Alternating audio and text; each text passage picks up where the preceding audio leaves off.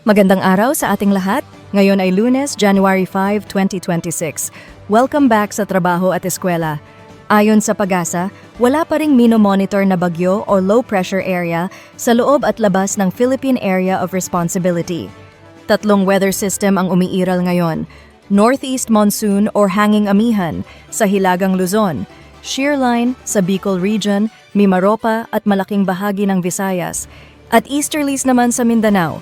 Dulot ng shear line, katamtaman hanggang sa malalakas na pag-ulan ang inaasahan sa Bicol Region, Camarines Norte, Camarines Sur, Catanduanes, Albay at Sorsogon.